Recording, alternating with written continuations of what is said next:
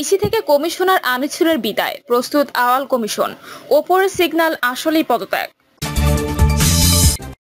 এদিকে বিএনপির মিছিল থেকে জামায়াত কর্মীদের উপর হামলা। জানাবো শেখ হাসিনা কেমন মা যে সন্তান রেখে পালিয়ে গেছেন, বললেন দুলু। রামপুরায় ঝুলন্ত তরুণকে গুলি, 6 বুলেটের আঘাত নিয়ে আমিরের অবিশ্বাস্য বেঁচে ফেরা।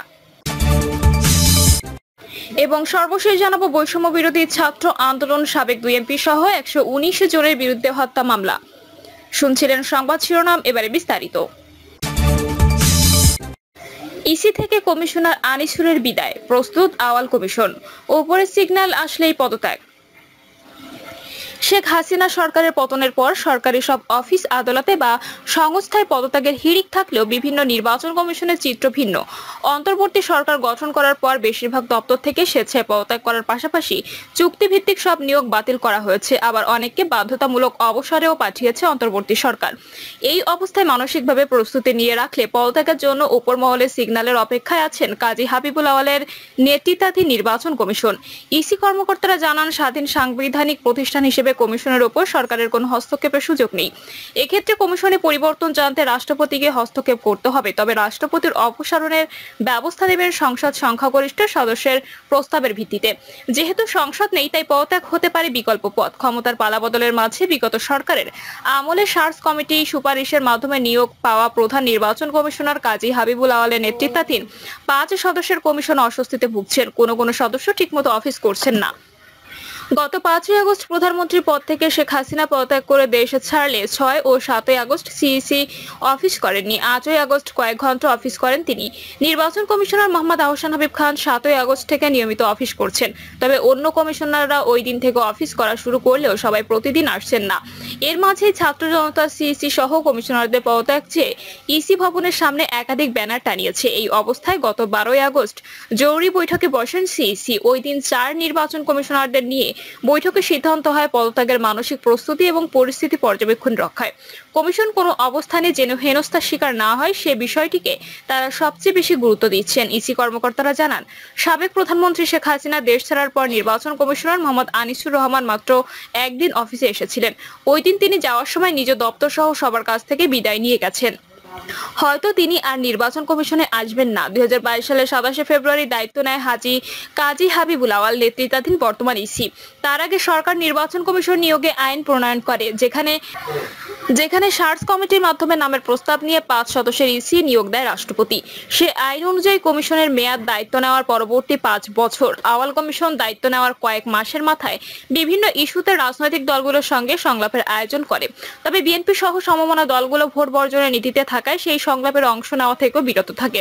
এরপর বিএনপি ও সমমনা দলগুলো ছাড়াই 2024 সালের 7 জানুয়ারি দ্বাদশ জাতীয় সংসদ নির্বাচন সম্পন্ন করে ইসি। এর আগে বিভিন্ন উপনির্বাচন ও স্থানীয় সরকারের সাধারণ নির্বাচনে নানা বিতর্কের সৃষ্টি হয়। বিশেষ করে কুমিল্লা সিটি নির্বাচনে আওয়ামী লীগের এক সংসদ সদস্যকে নিয়ন্ত্রণে ব্যর্থ হয়ে সিইসির স্ববিরোধী বক্তব্য কমিশনের সক্ষমতা নিয়ে প্রশ্নের জন্ম দেয়। এছাড়া ভোটের ফলাফল পরিবর্তন নিয়ে সন্দেহ সৃষ্টি হয়। অন্যদিকে ইলেকট্রনিক ভোটিং মেশিনের ব্যবহার বাড়ানো, রাজনৈতিক দল নিবন্ধন প্রক্রিয়া নিয়ে সমালোচনার পরে সংস্থাটি বিএনপির মিছিল থেকে জামায়াত কর্মীদের উপর হামলা। চট্টগ্রামের সাতকানিয়ায় বিএনপির মিছিল থেকে জামায়াতে ইসলামের কর্মীদের উপর হামলার অভিযোগ উঠেছে। এ ঘটনায় জামায়াতের কয়েকজন কর্মী সমর্থক আহত হয়েছেন। জামায়াতের দাবি, বিএনপির সঙ্গে আওয়ামী লীগ মিশে গেছে, তারা একত্রে হামলা করেছে। প্রত্যক্ষদর্শী ও জামায়াতের দলীয় সূত্র জানায়, বিকেলে উপজেলার কেরানীহাট এলাকায় বিএনপির মিছিল ও সমাবেশ ছিল। বিকেল 4টার দিকে ছদাহা ইউনিয়ন পরিষদের সদস্য নাজেম উদ্দিনের নেতৃত্বে বিএনপির একটি মিছিল কেরানীহাটের দিকে যাচ্ছিল। এ সময় হাত সমেত দোকান এলাকায় দাঁড়িয়ে থাকা জামায়াত কর্মী ও সমর্থক উপর হামলা চালান তারা। এতে জামায়াতের 7 জন কর্মী ও সমর্থক আহত হন। এ ব্যাপারে জানার জন্য ছদাহা ইউনিয়ন পরিষদের 6 নম্বর ওয়ার্ডের সদস্য নাজিম উদ্দিনের মুঠোফোনে যোগাযোগ করা হলে তা বন্ধ পাওয়া যায়। শেখ হাসিনা কেমন মা যে সন্তান রেখে পালিয়ে গেছেন, বললেন দুলু। দেশের মানুষের কাছে শেখ হাসিনাকে নাকি মা হিসেবে সবাই চিনতেন, তাহলে তিনি কেমন মা যে এতগুলো সন্তানদেরকে রেখে দেশের বাইরে পালিয়ে গেছেন? আসলে তিনি পলাতক মা। সত্যিকারের দেশপ্রেম থাকলে কখনো সন্তানদের রেখে পালিয়ে যেতেন না। তিনি বলেন, শেখ হাসিনা বিশ্বের অনেক দেশে আশ্রয় চেয়ে বেড়াচ্ছেন, কিন্তু ভারত ছাড়া কোনো দেশই তাকে রাখতে রাজি হচ্ছে না। তিনি অচল হয়ে গেছেন, যে কারণে তার আর মূল্য নেই। দেশের মানুষের কাছে যে অন্যায় অত্যাচার করেছে, সে কারণে বিশ্বের কোথাও তার স্থান হবে না। দুলু বলেন, মেধাবী শিক্ষার্থীরা বৈষম্য বিরোধী আন্দোলন করেছিল, কি দোষ তাদের? শুধু কোটা সংস্কার ছাড়া অন্য কিছু দাবি করেনি। কিন্তু স্বৈরাচার সরকারের প্রধান শেখ হাসিনার হুকুমে দেশের অনেক শিক্ষার্থীকে গুলি করে হত্যা করা হয়েছে। এসবের বিচার এই দেশের মাটিতেই হবে। তিনি আরো বলেন, কিছুদিন আগেই এক জনসভায় বলেছিলাম, পদত্যাগ করে সুষ্ঠু নির্বাচন দিয়ে দেশের গণতন্ত্র ফিরিয়ে দেন, না হলে শ্রীলঙ্কার মতো পালিয়েও আপনাদের রক্ষা হবে না। সৃষ্টিকর্তা তেমনি গজব নাজিল করেছে, পালাবার সময় নিজের কাপড়ও নিয়ে যেতে পারেনি। সাংবাদিকদের বিএনপি নেতা দুলু বলেন, মিরাজের স্মৃতি রক্ষায় বিএনপি উদ্যোগ গ্রহণের পাশাপাশি মামলা দায়েরের প্রস্তুতি নিচ্ছে। রামপুরায় ঝুলন্ত তরুণকে গুলি, 6 বুলেটের আঘাত নিয়ে আমিরের অবিশ্বাস্য বেঁচে ফেরা। সরকারি চাকরিতে কোটা সংস্কার আন্দোলন থেকে সরকার পতনের আন্দোলনে তখন উত্তাল দেশ। এক সপ্তাহ বন্ধ ছিল ইন্টারনেট ও ফেসবুক। উত্তাল জুলাইয়ের শেষের দিকে ইন্টারনেট একটি ভিডিও ছড়িয়ে পড়ে। সেই ভিডিওতে দেখা যায় একটি নির্মাণাধীন ভবনের রড ধরে ঝুলে থেকে আত্মরক্ষার চেষ্টারত এক তরুণকে দুজন পুলিশ গুলি ছুড়ছেন। কয়েক রাউন্ড গুলি চালানোর পর পুলিশ চলে গেলেও সেই তরুণ সেখানে ঝুলেছিলেন। সে দৃশ্য তোলপাড় হয় নেট দুনিয়ায়। পুলিশের ভূমিকা নিয়ে ঝড় শুরু হয়, আন্দোলন বেগবান হয়, যারই ধারাবাহিকতায় পতন ঘটে স্বৈরাচারী সরকারের। কিন্তু সেই তরুণের খবর আর কারো নেওয়া হয়নি। সেদিন হয়তো সবাই ধরেই নিয়েছে পুলিশের গুলিতে ছেলেটির মৃত্যু হয়েছে, কিন্তু অবিশ্বাস্য হলেও সত্য, সেদিন পুলিশের 6 রাউন্ড গুলি খেয়েও প্রাণে বেঁচে ফেরেন সেই তরুণ। তার নাম আমির হোসেন। ঘটনা গত 19 জুলাইয়ের। সেদিন কাজ থেকে ফেরার পথে সংঘর্ষের মুখে পড়েন আমির। আত্মরক্ষার্থে রামপুর থানার পাশের ওই নির্মাণাধীন ভবনে আশ্রয় নেন।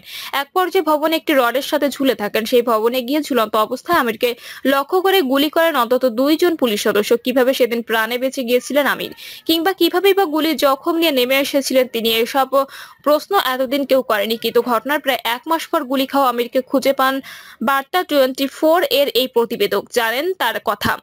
ব্রাহ্মণবাড়িয়া জেলার বাঞ্ছারামপুর থানায় দুলারামপুর গ্রামের অটোরিকশা চালক বিল্লাল মিয়ার ছেলে আমির হোসেন। 4 ভাই বোনের মধ্যে আমির তৃতীয়। পেশায় কফি শপের কর্মী আমির রাজধানীর রামপুরা থানায় মেরাদিয়া এলাকার বড় ভাই নয়ন মিয়ার সঙ্গে বসবাস করেন। কিডনি জটিলতায় মা ইয়াসমিন 5 বছর আগে মারা যান। এরপর আমির ও তার ছোট বোনের আশ্রয় হয় ফুফু নাসিমা বেগমের কাছে। মা মারা যাওয়ার পরে বাবা বিল্লাল অন্যত্র বিয়ে করেন। বাজার থানায় আফতাবনগর এলাকার একটি কফি শপে কাজ করেন আমির।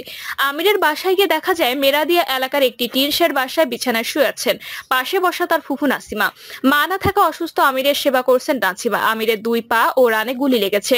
বাম পায়ে একটি গুলি পায়ের পাতায় লেগে অপর পাশ দিয়ে বের হয়ে যায়। বাম ডানে একটি গুলি ঢুকে কোমরের পাশ দিয়ে বের হয়ে যায়। ডান পায়েও একইভাবে হাঁটু ও রানে গুলি লেগে F4 উপর হয়ে বের হয়ে যায়। ফলে হাতের ক্ষমতা হারিয়ে ফেলেছেন ওই তরুণ। ডান পায়ে শক্তি পাচ্ছেন না। ঢাকা মেডিকেল কলেজ হাসপাতাল থেকে চিকিৎসা নিয়ে ফেরার পথে বর্তমানে বাসায় শুয়ে থাকেন। আর্থিক অনটনে প্রয়োজনীয় চিকিৎসা করাতে পারছেন না এই তরুণ। গত 19 জুলাই শুক্রবার বিকেলের ঘটনার বিষয়ে আমির বার্তা 24.com কে বলেন, আমি আন্দোলনে যাইনি, আফতাবনগরে একটি কফি শপে কাজ করি। কাজ শেষে বাসায় ফেরার পথে মেরাদিয়া আসার পরে সংঘর্ষের মধ্যে পড়ে যাই। তখন ওই ভবনের 4 তলায় গিয়ে লুকায়। পুলিশ আমাকে দেখে ফেলায়। রড ধরে ঝুলে থেকে পুলিশের চোখ এড়ানোর চেষ্টা করি। ওই অবস্থায় পুলিশ আমাকে নিচে লাফ দিতে বলে। লাফ না দেওয়ায় 2 পুলিশ আমাকে গুলি করতে থাকে। 4 তলায় ছাদ থেকে যে গুলিগুলো করেছে সেগুলো আমার শরীরে লাগেনি। পরে 3 তলা থেকে একজন পুলিশ এসে গুলি করতে থাকে। তার ছোড়া 6 রাউন্ড গুলি আমার শরীরে লাগে, কিন্তু তারপরেও কিছু সময় ঝুলেছিলাম। পরে পুলিশ চলে গেলে লাফ দিয়ে 3 তলায় গিয়ে পড়ি। সেখানেই কয়েক ঘন্টা পড়েছিলাম। এরপর ফেমাস হাসপাতালের 2 জন ডাক্তার সহ কয়েকজন লোক আমাকে উদ্ধার করে হাসপাতালে নিয়ে যায়। সেখানে চিকিৎসা দিয়ে ঢাকা মেডিকেল কলেজ হাসপাতালে পাঠায়। নিশ্চিত মৃত্যুর মুখ থেকে বেঁচে ফেরা আমির আরো বলেন, আমি বারবার বলেছি আমি আন্দোলনকারী না। পুলিশ বিশ্বাস করে নাই। তারা আমাকে 4 তলা থেকে বারবার লাফ দিতে বলেছে। আমি লাফ না দেওয়ায় গুলি করে। তারা চাইছিল আমি যেন লাফ দিয়ে মারা যাই। সেদিন আমিরকে উদ্ধার করেছিলেন ঘটনাস্থলের পাশে থাকা ফেমাস স্পেশালাইজড হাসপাতালের 2 জন চিকিৎসক ও রিসিপশনিস্ট মিমি। তিনি বলেন, সেদিন আমরা সবাই হাসপাতালে ছিলাম। বাইরে প্রচুর গোলাগুলি হচ্ছিল। এর মধ্যে সন্ধ্যা 7টার দিকে আমাদের কল সেন্টারে একজন ফোন করে জানায় হাসপাতালের পাশে নির্মাণাধীন মেরাদিয়া কাঁচা বাজার ও বিপণী বিতান ভবনের 3 তলায় গুলিবিদ্ধ অবস্থায় একজন পড়ে আছে। কিন্তু যে পরিস্থিতি আমরা বের হতে পারছিলাম না অত্যন্ত ঝুঁকিপূর্ণ ছিল। তারপরেও আমরা কয়েকজন অ্যাপ্রন পরে বের হয়ে গিয়ে গুলিবিদ্ধ অবস্থায় ওই তরুণকে উদ্ধার করে হাসপাতালে নিয়ে আসি। এরপর আমাদের হাসপাতালের অপারেশন রুমে নিয়ে তাকে চিকিৎসা দেওয়া হয়। পরে আমাদের অ্যাম্বুলেন্সে করে ঢাকা মেডিকেল কলেজ হাসপাতালে পাঠানো হয়। ঘটনার এক প্রত্যক্ষদর্শী স্থানীয় চা দোকানি মোহাম্মদ এরশাদ তিনি বার্তা24.com-কে বলেন, ছেলেটা হেঁটে যাচ্ছিলেন, হঠাৎ গোলাগুলি হলে মেরাদিয়া মার্কেটের ওই ভবনে আশ্রয় নেয়। পুলিশ তাকে দেখে ফেলে এবং ভিতরে গিয়ে তাকে ঝুলন্ত অবস্থায় গুলি করে। গুলির পরেও সে ঝুলতে ছিল।